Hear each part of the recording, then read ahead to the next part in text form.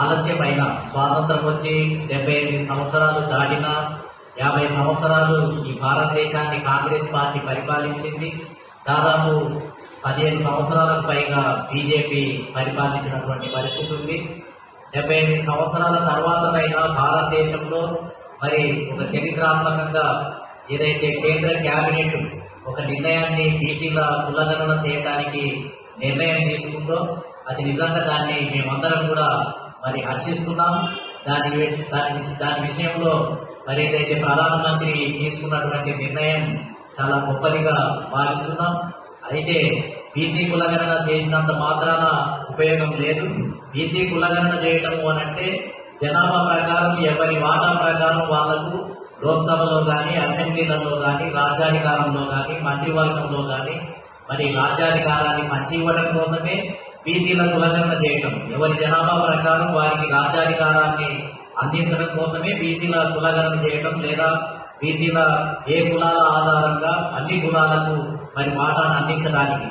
మళ్ళీ బీసీ కులగణన చేసిన తర్వాత కూడా మళ్ళీ ఇప్పుడు బీసీలకు ఉన్నటువంటి ప్రధాన లక్ష్యం ఏంటిది అని అంటే ఏదైతే బీసీలకు రాజకీయ రిజర్వేషన్లు అనే బిల్లును ఇవాళ పార్లమెంటులో ప్రవేశపెట్టాల్సినటువంటి అవసరం ఉంది. అసలు 78 సంవత్సరాలుగా అసలు బీసీల కులగణన చేయకపోవడం అనేది నిజంగా ఈ దేశంలో ఒక దుర్మార్గం.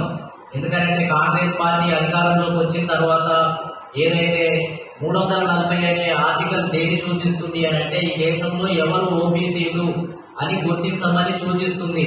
గుర్తించిన తర్వాత వాళ్లకు ఏ రంగాల్లో వాటా ఇవ్వాలి, తదుపరి చర్యలు ఏం తీసుకోవాలి అని తెలియజేసింది. కానీ కాంగ్రెస్ పార్టీ అధికారం ఏదైతే 1950 తర్వాత రాజ్యాంగం ఏర్పడ్డ తర్వాత 51లో జనాభా లెక్కలు సేకరించేటప్పుడే మరి ఒక నిర్ణయం తీసుకోవాలి. ఏమని 340 ఆర్టికల్ ప్రకారము ఎవరు ఓబీసీలు, ఎవరు ఏ కులాల వాళ్ళు ఎంతమంది ఉన్నారు, వాళ్ళకి ఎంత వాటా దక్కాలి అనేది తేల్చాల్సింది. కాబట్టి 51లోనే మరి నిజంగా సిద్ధశుద్ధి ఉంటే, ప్రజాస్వామిక దృక్పథం ఉంటే 51లో జరిగినటువంటి సెన్సస్ ఏదైతే ఉందో కేంద్రంలో దాంట్లోనే బీసీల కులగణన చేపట్టాల్సిన బాధ్యత మరి ఈ కాంగ్రెస్ ప్రభుత్వం మీద ఉంది, కేంద్ర ప్రభుత్వం మీద ఉంది. కానీ మొత్తం ఏంటంటే కాంగ్రెస్ ప్రభుత్వానికి ఇష్టం లేదు. బీసీలకు ఉన్నటువంటి ఒకే ఒక ఆర్టికల్ 340 అది కూడా ఎవరు ఓబీసీలు అని గుర్తించడానికి పెట్టినటువంటిది. అంటే ఈ దేశంలో సగం భాగం జనాభా ఉన్నటువంటి బీసీ కులాలకు మొత్తం ఏంటంటే ఒకే ఒక ఆర్టికల్ పెట్టడం అనేది సిగ్గుపడాల్సినటువంటి విషయం.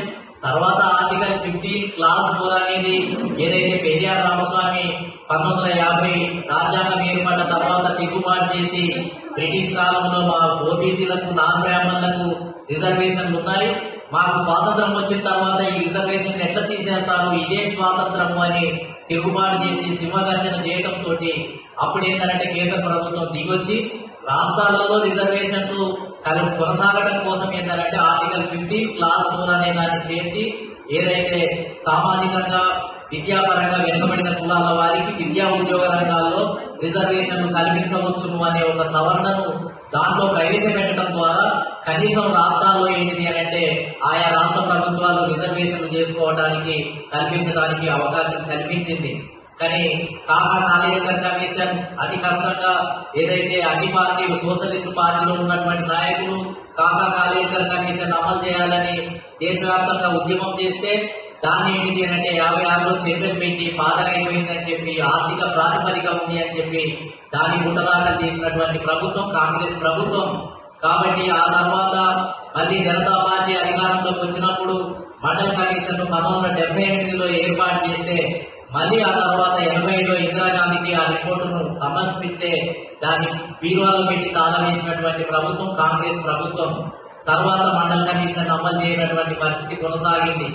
ఆ తర్వాత జనతాదళ అధికారంలోకి వచ్చిన తర్వాత దేశవ్యాప్తంగా కాశీరామ్ గారు ఒక పక్క ఉద్యమం, మరొక పక్క మరి ఏదైతే సోషలిస్టు పార్టీ నాయకులైనటువంటి వాళ్ళు అనేక మంది ఉద్యమాలు చేయడం వల్ల మరి దేశంలో ఏంటిది అని అంటే ఖచ్చితంగా ఓబీసీలకు ఏంటిది అని అంటే రిజర్వేషన్లు ఇవ్వాల్సినటువంటి పరిస్థితి దేశంలో ఏర్పడింది. కాంగ్రెస్ పార్టీ ఏదైతే మోసపూరితంగా వ్యవహరించిందో దాని ఫలితంగానే ఇవాళ ఇంత ఆలస్యం కావడానికి కారణమైంది.